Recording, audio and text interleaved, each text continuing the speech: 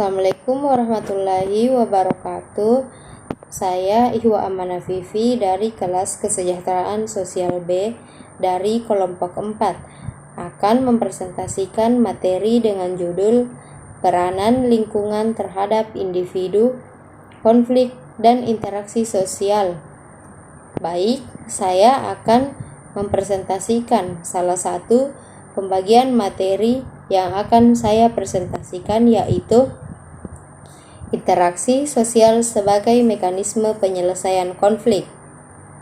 Seperti yang kita ketahui, yaitu konflik merupakan bagian dari dinamika kehidupan sosial, baik dalam hubungan pribadi, kelompok, maupun antar negara. Dalam masyarakat yang pluralistik dan penuh perbedaan, konflik tidak bisa dihindari. Namun, meskipun konflik dapat memunculkan ketegangan interaksi sosial menjadi salah satu mekanisme penting dalam menyelesaikan konflik tersebut. Memperbaiki hubungan konflik yang dikelola dengan baik dapat mengungkapkan masalah tersembunyi dan memberikan kesempatan untuk menyelesaikan masalah tersebut, sehingga memperkuat hubungan dan meningkatkan pemahaman konflik dapat mendorong individu untuk lebih memahami sudut pandang pihak lain dan menemukan solusi yang lebih kreatif. Selain itu, kompromi dan negosiasi, yaitu pihak-pihak yang berselisih dapat mencari jalan tengah yang memuaskan kedua belah pihak. Nah, ini dapat melibatkan pemberian dan penerimaan untuk mencapai hasil yang saling menguntungkan. Pemahaman emosional, menyadari dan mengelola emosi pribadi serta memahami emosi pihak lain dapat membantu meredakan ketegangan. Nah, pemecahan masalah berfokus pada solusi, bukan pada permasalahan, yang dimana adalah kunci untuk menghindari konflik berkelanjutan dan mencari alternatif solusi yang logis dan adil dapat mempercepat penyelesaian konflik. Yang pertama yaitu pemahaman konflik dalam konteks sosial. Konflik sosial terjadi ketika terdapat perbedaan pendapat, tujuan, dan nilai yang bertentangan di antara individu atau kelompok dalam suatu masyarakat. Yang kedua, interaksi sosial dalam penyelesaian konflik. Interaksi sosial adalah proses di mana individu atau kelompok saling berhubungan, mempengaruhi, dan berkomunikasi satu sama lain. Dalam konteks penyelesaian konflik, interaksi sosial berfungsi sebagai sarana untuk mendekatkan posisi yang berlawanan, membangun pemahaman bersama, serta mencapai kesepakatan yang saling menguntungkan. Yang ketiga adalah peran komunikasi dalam penyelesaian konflik. Komunikasi yang efektif adalah salah satu elemen kunci dalam interaksi sosial untuk menyelesaikan konflik, yaitu dengan melalui komunikasi yang terbuka dan jujur. Pihak-pihak yang terlibat dapat mengidentifikasi akar masalah dan mencoba mencari jalan keluar yang dapat diterima bersama. Yang keempat yaitu pendekatan kolaboratif dalam penyelesaian konflik. Interaksi sosial tidak hanya terbatas pada komunikasi verbal.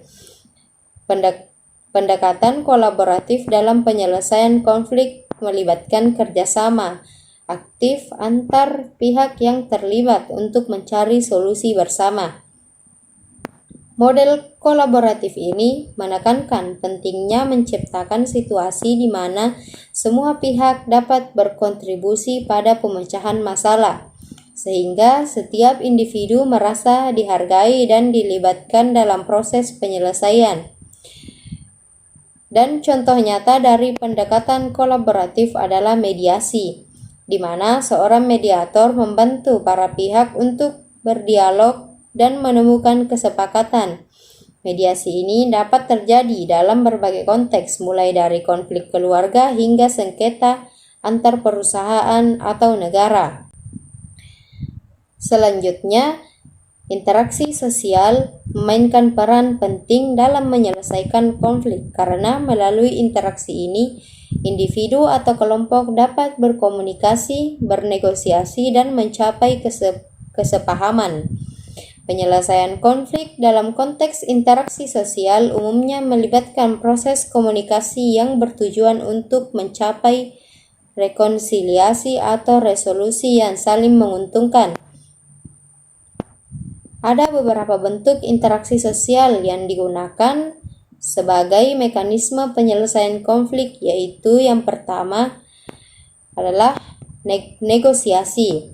Nah, negosiasi adalah proses komunikasi yang melibatkan tawar-menawar antara pihak yang terlibat dalam konflik untuk mencapai kesepakatan bersama.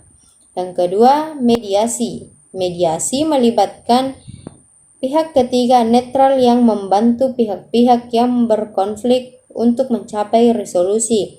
Mediator bertindak sebagai fasilitator yang membantu dalam meredakan ketegangan dan membantu mengarahkan proses penyelesaian. Yang ketiga yaitu akomodasi. Akomodasi ini merupakan proses penyelesaian diri antara pihak-pihak yang berkonflik untuk mencapai keseimbangan dalam hubungan mereka. Bentuk-bentuk akomodasi meliputi kompromi, koersi, dan toleransi. Yang keempat yaitu konsiliasi.